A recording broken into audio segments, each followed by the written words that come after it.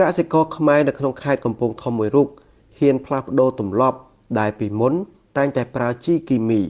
និងថ្នាំបាញ់សម្លាប់សត្វល្អិតដោយសារធាតុគីមីងាកមកប្រើជីសរីរាង្គដែលផលិតនៅក្នុងស្រុកដោយធ្វើការសាកល្បងដំបូងលើផ្ទៃដី100ហិកតានៅស្រុកសន្ទុកខេត្តកំពង់ធំហើយកសិកររូបនេះបានបញ្ជាក់ថាបើពលរដ្ឋខ្មែរងាកមកប្រើជីសរីរាង្គវិញក្នុង1ហិកតាអាចចំណេញ$200ហើយស្រូវល្អគ្មានអុចខ្មៅនិងគ្មានជាតិពុលនៅលើស្រូវជាដើមដោយសារតែខ្ញុំធ្វើស្រែកន្លងមកនេះគឺប្រើប្រាស់ជីគីមីហើយនឹងប្រើប្រាស់ថ្នាំគីមីសម្រាប់សត្វល្អិតថ្នាំបាញ់ស្មៅផ្សេងបាទគឺមានការចំណាយប្រហាក់ប្រហែលគ្នាជាមួយនឹងបងប្អូនជាកសិករទូទៅនៅក្នុងទូទាំងប្រទេសបាទគឺមានតម្លៃប្រហែលជាអស់3លានទៅ3លានជាងបាទដល់ទៅពេលមួយរយៈពេលក្រោយដែលខ្ញុំមើលឃើញបងប្អូនជាកសិករយើងហើយក៏ដូចជាប្រជាជនយើងមួយចំនួនគាត់ព្យាយាមផលិតជីសរីរាង្គនៅក្នុងស្រុកហើយខ្ញុំក៏ព្យាយាមសាកឥឡូវនេះខ្ញុំចង់ចែករំលែកបទពិសោធន៍ថ្មីមួយទៅដល់ជូនប្រជាកសិករយើងទាំងអស់ស្រែក្នុងនេះខ្ញុំធ្វើប្រភេទពូជស្រូវ OM ហើយនឹងសែនក្អូបបាទនៅក្នុងខេត្តកំពង់ធំស្រុកសន្ទុកនេះបាទគឺការចំណាយរបស់ខ្ញុំគឺវាកាត់បន្ថយចំណាយបានច្រើនមែនទែនទី1ការប្រើប្រាស់ពូជគឺខ្ញុំប្រើប្រាស់ពូជតែ220បាទ220គីឡូក៏តែការដែលយើងសម្រិតសម្រាំងពូជទិញពីគេក៏បានបាទដែលមានកន្លែងណាដែលយើងមើលទៅមានពូជល្អឬមួយក៏យើងសម្រិតសម្រាំងពូជខ្លួនឯងសម្រាប់ធ្វើក៏បានដែរតែយើងត្រូវមានបច្ចេកទេសត្រឹមត្រូវដូច្នេះប្រជាពលរដ្ឋដែលនៅម្ដុំខ្ញុំនេះគាត់ធ្វើពូជចន្លោះពី350ទៅដល់400ប៉ុន្តែខ្ញុំប្រើពូជតែ220ទៅ250ទេបាទហើយស្រូវគឺបានល្អហើយមួយទៀតគឺខ្ញុំអត់ប្រើថ្នាំស្មៅគឺខ្ញុំអត់បានប្រើប្រាស់ថ្នាំស្មៅឃុំស្មៅឬមួយក៏បាញ់ស្មៅទេគឺខ្ញុំប្រើវិធីពន្លិចទឹកដើម្បីកុំឲ្យស្មៅដោះហើយបងប្អូនអាចមកមើលបានឬមួយក៏នេះបានដោយសារនៅម្ដុំនេះស្រែជុំវិញខ្ញុំនេះសិតតែប្រើប្រាស់ថ្នាំស្មៅទាំងអស់ក៏តែមានស្មៅដុះច្រើនក៏តែស្រែខ្ញុំនេះប្រើប្រាស់វិធីពន្លិចទឹកគឺវាអត់សូវមានស្មៅទេបាទហើយមួយទៀតការប្រើជីអอร์แกនិកនេះតាំងពីដើមរហូតដល់ទទួលផលគឺយើងចំណាយអស់ប្រហែលជា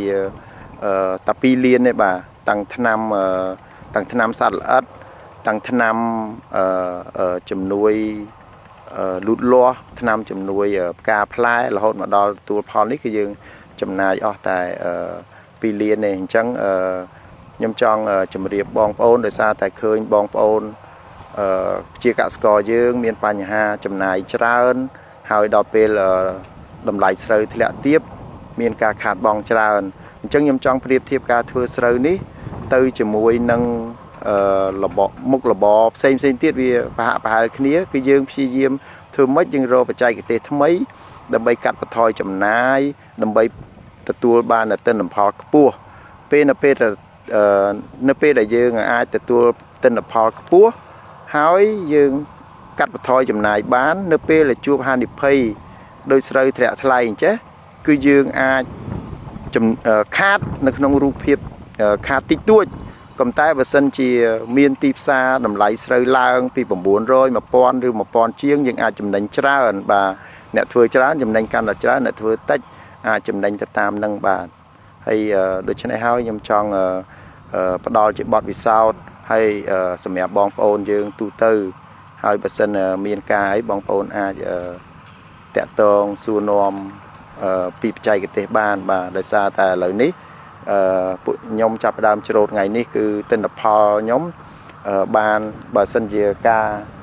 ប៉ាន់ស្មាននៅក្នុងស្រូវ OM នេះបានទិន្នផលប្រហែលជា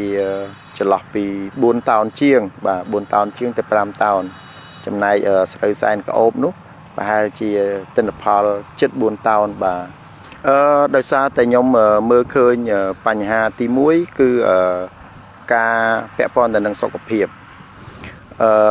អ្នកប្រើប្រាស់ជីគីមីគឺ គាត់មានបញ្ហាប៉ះពាល់ទៅដល់សុខភាពទី1ទី2បញ្ហាកើតជំងឺច្រើនទៅលើផលដំណាំរបស់យើងបាទជាពិសេសស្រូវគឺខ្ញុំមើលឃើញថានៅពេលដែលស្រូវនឹងគាត់ថើមគឺពេលដែលយើងប្រើប្រាស់សារធាតុគីមីទៅ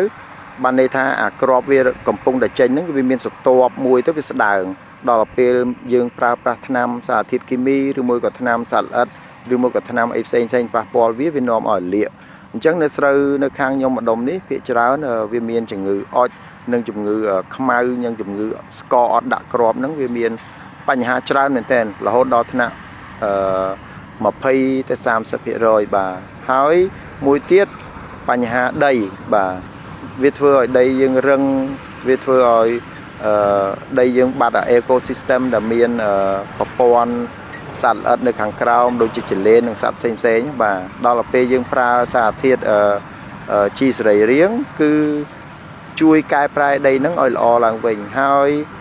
បើតាមបទពិសោធន៍3ឆ្នាំក្រោយគឺយើងអាចប្រើប្រាស់ជីហ្នឹងកាន់តែតិចទៅនៅពេលដែលដីយើងបានវាបានកែប្រែមកជាដីដែលល្អមានជីជាតិឡើងវិញបាទ